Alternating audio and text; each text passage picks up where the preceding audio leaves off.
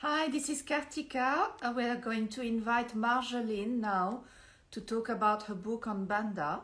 Banda is an Indonesian island in the Moluccas, and which was Marjolein. Hello, Marjolein. Are you on the? Hello. Hi. Great, it worked. So Banda, yes, I was just giving a small introduction on Banda. It's an Indonesian island in the Moluccas. In the 16th century, it was the center of trade of nutmeg, and nutmeg in those days was as valuable as gold. So valuable that 350 years later, the English and the Dutch exchanged, well, the Dutch exchanged New York with Banda Islands with England. And there is a naughty Indonesian joke which says that where the Dutch went, it stayed the Spice Island, and where the English went, it became Manhattan. But anyway, so going back to your book, I understand that the Portuguese were first annexed first Banda, and then the Dutch arrived with Jan Pieterszoon Coen. Can you tell me what happened exactly? Yes. First, I want to thank you for the invitation to talk about Banda. This year, it is 400 years ago that Jan Pieterszoon Coen in 1621 went to the Banda Islands himself to commit the genocide.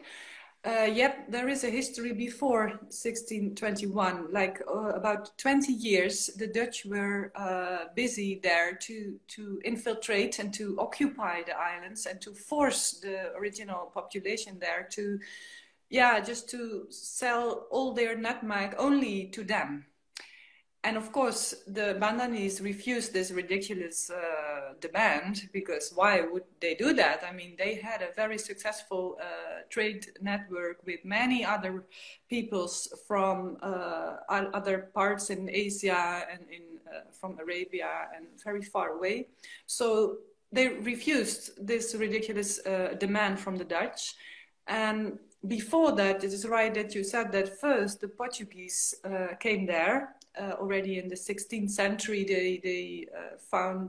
they managed to reach the islands with their ships. They were the first one to arrive there, no? As colonizers. From Europe, yes, from Europe. The Portuguese were the first, and then not long after that, there was one.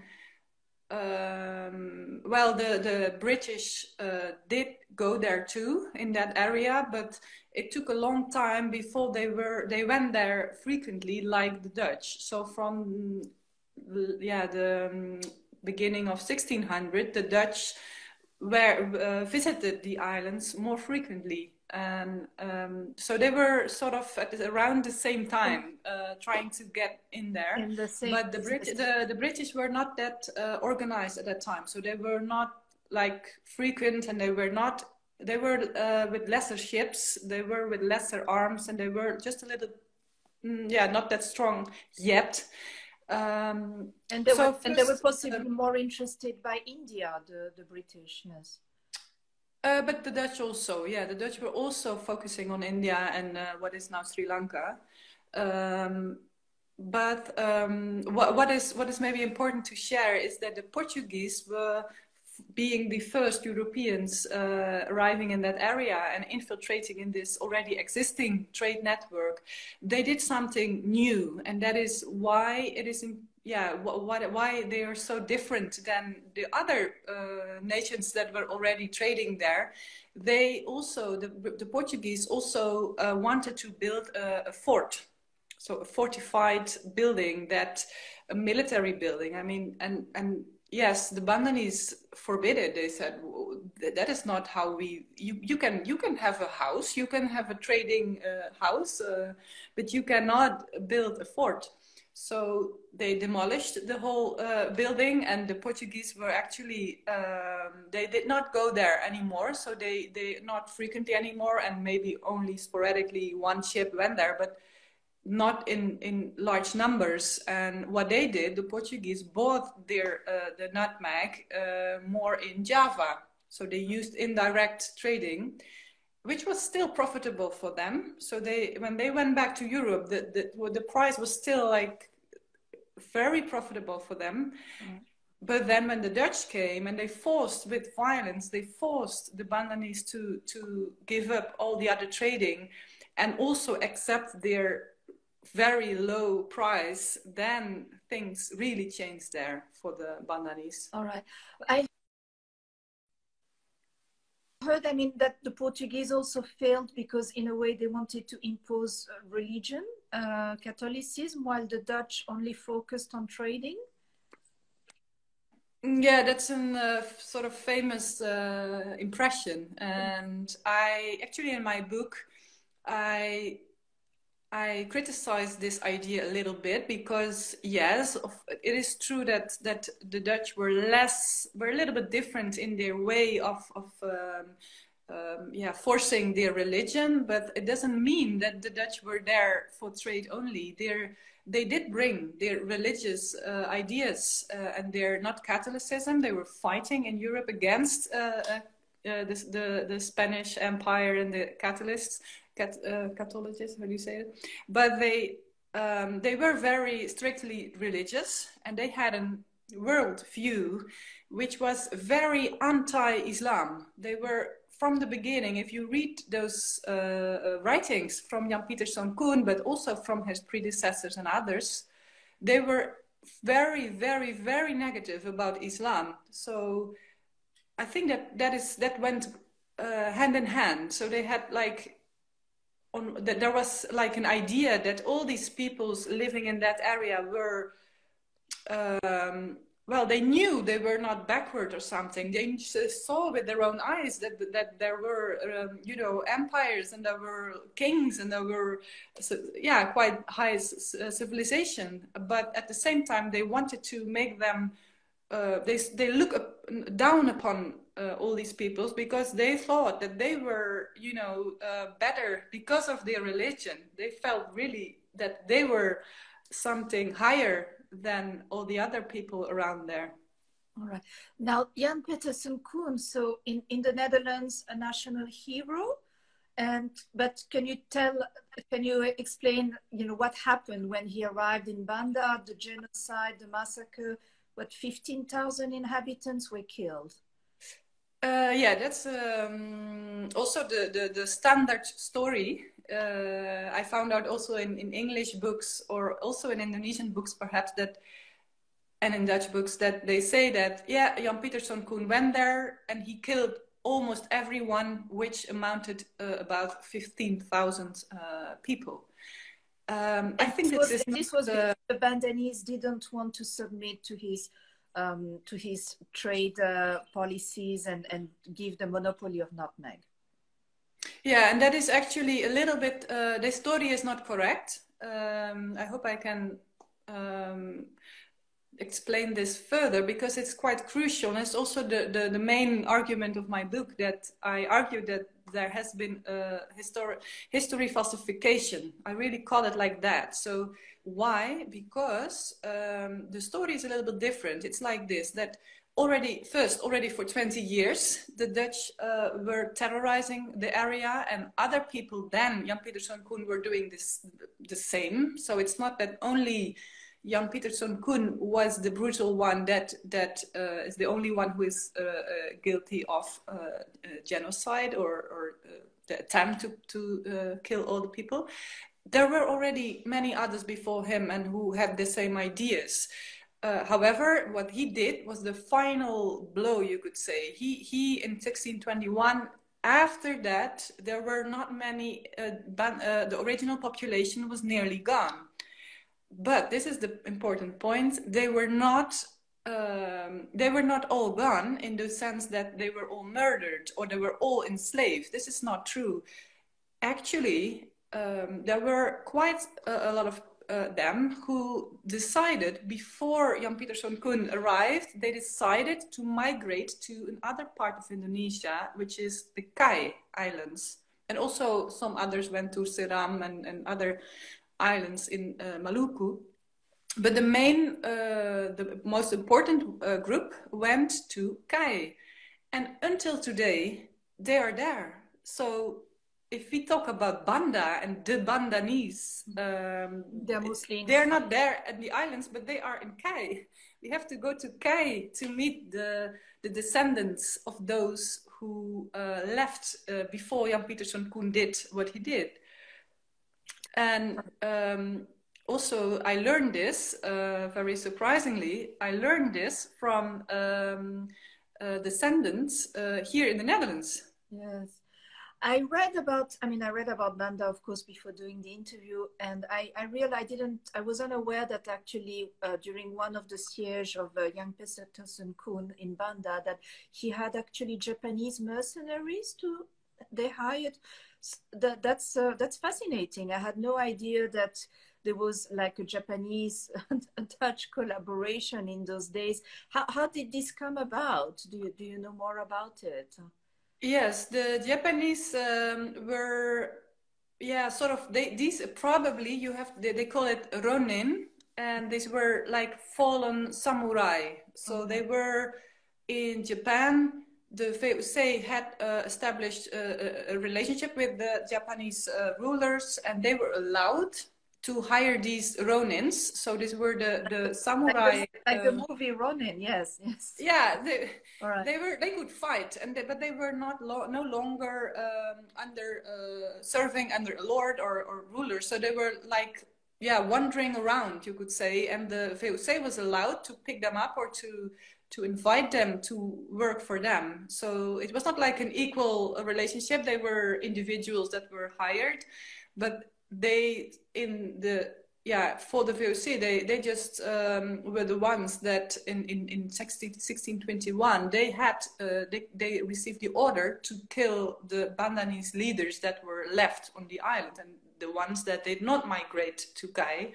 There were still people left, of course, and they were brutally killed by these Japanese ronins or mercenaries. Yes.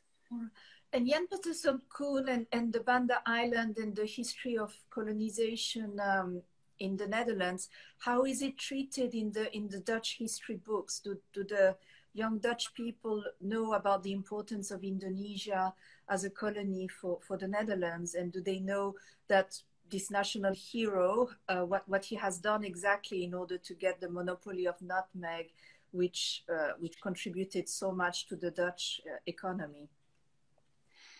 In general, I think that Dutch people in general, we are not really taught about this history at school. So it depends on which school you are. But yeah, I myself, I chose history as a subject, but I did not learn much about it. So I don't think if you go to the city in Hoorn, where Jan Pieterszoon Coen was born, it's a city north of Amsterdam.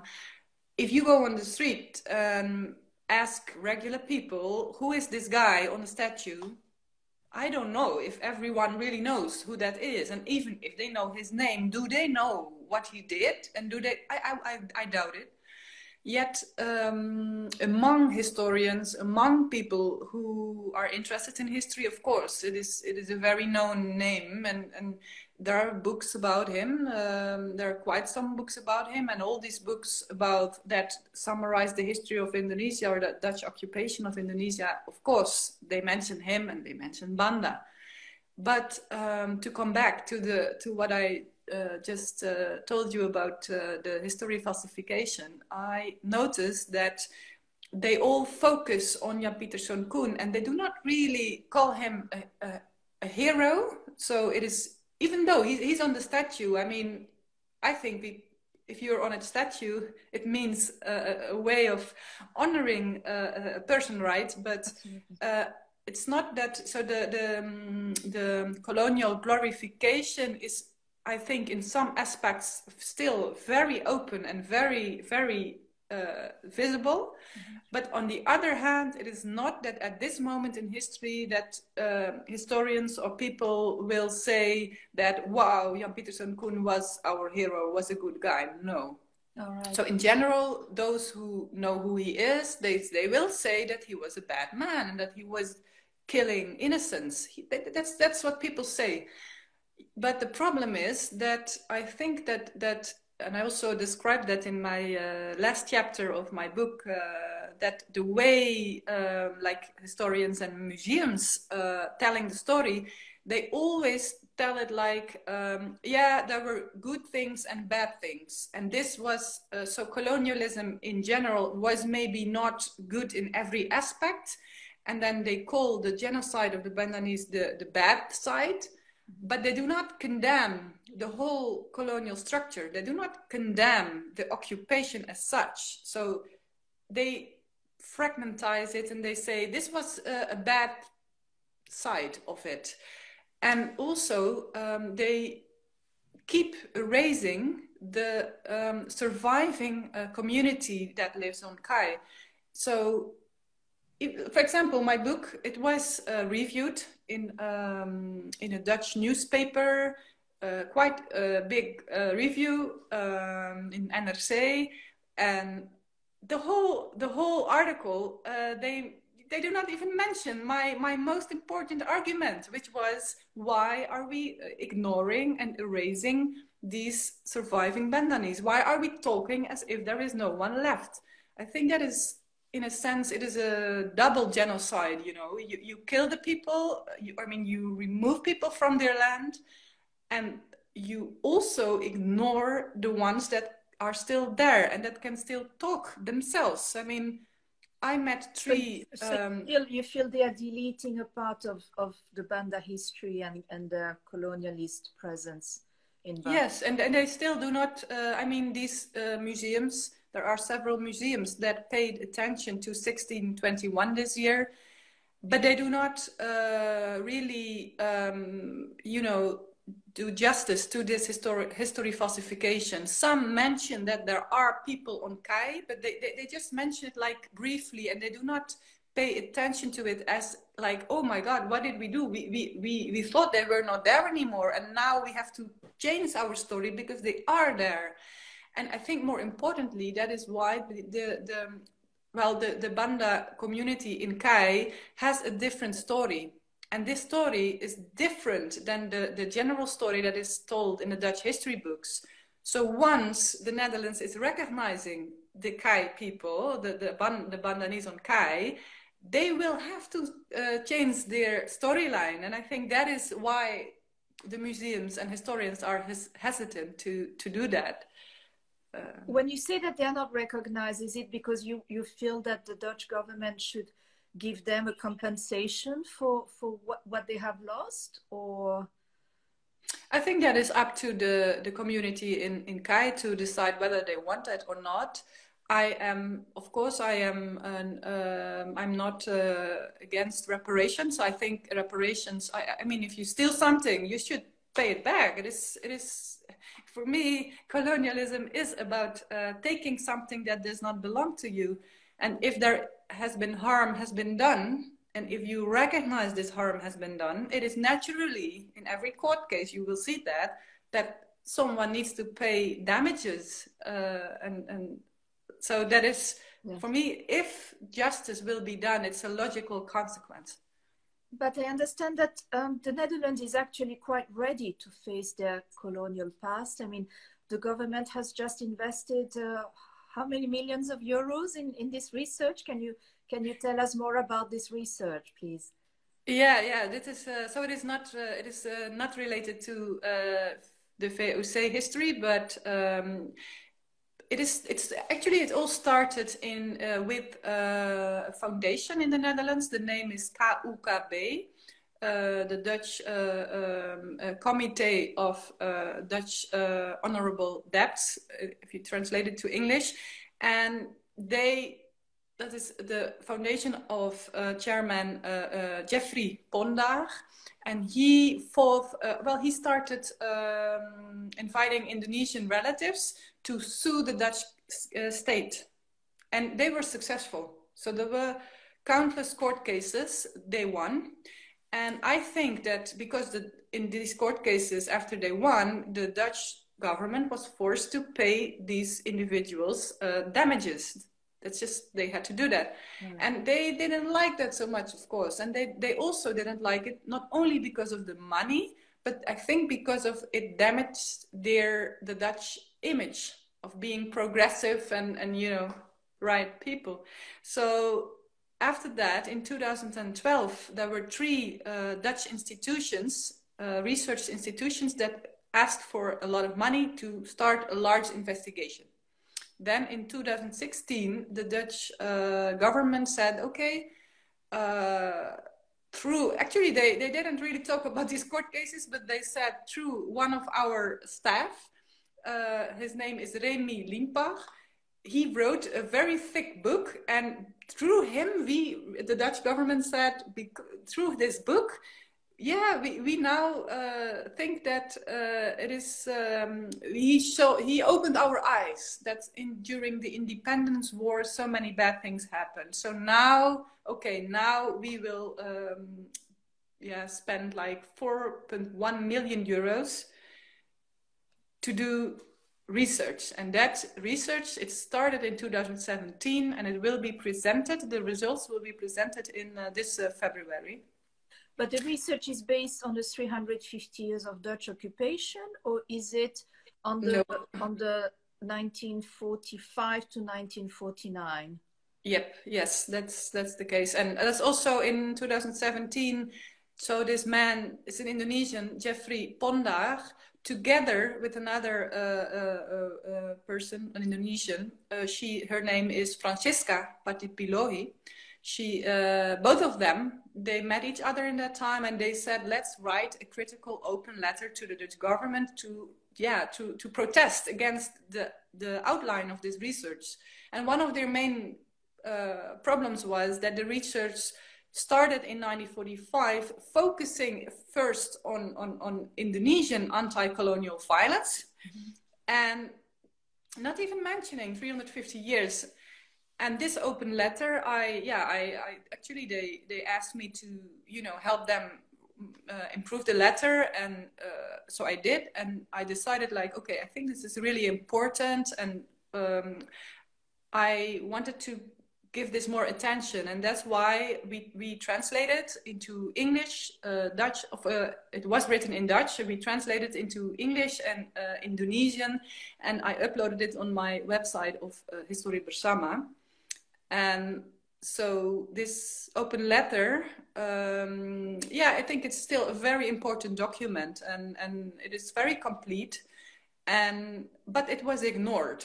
So the Dutch government, they sent us a reply, but it was so empty. It was a cheap answer. And then the Dutch media, at that time, I was still hoping that maybe the Dutch media could help bringing this issue, but they just ignored the whole thing. And we knew many of these journalists, we knew them personally, but they just ignored or replied our emails like, oh, it's not important, or sorry, we reject your articles, and we never really get the attention.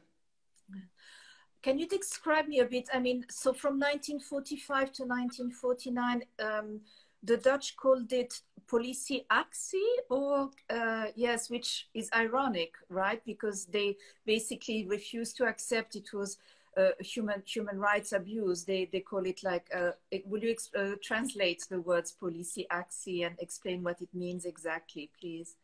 Yeah, it's an interesting story, because actually the Dutch politicians at the time, before 1947, they themselves talked about military action.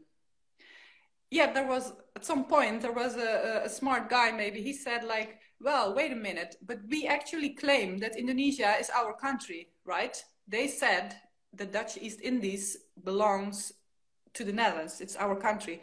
So this guy, this politician said, we have to change the name from, we have to remove military action and we have to use police, like as if there is an uprising within the Netherlands, and you will need the police to and not the military. So yeah, that's how they came up with this confusing word that is still used. I stopped using it. I saw that in the newspapers. It's still used today. Indeed, it's shocking. Yeah.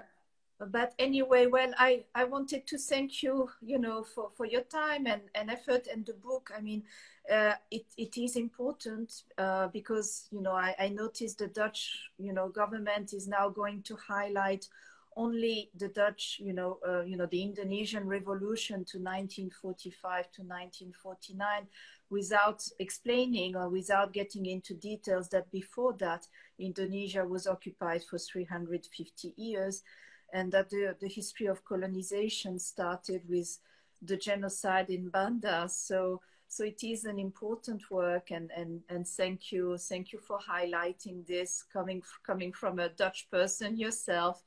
I understand there will be an exhibition at the Rex Museum in February, highlighting exactly this part of history from 1945 to 1949. So I look forward to discussing this more once the exhibition is open, and look forward to another interviews. Thank you, Marjolein.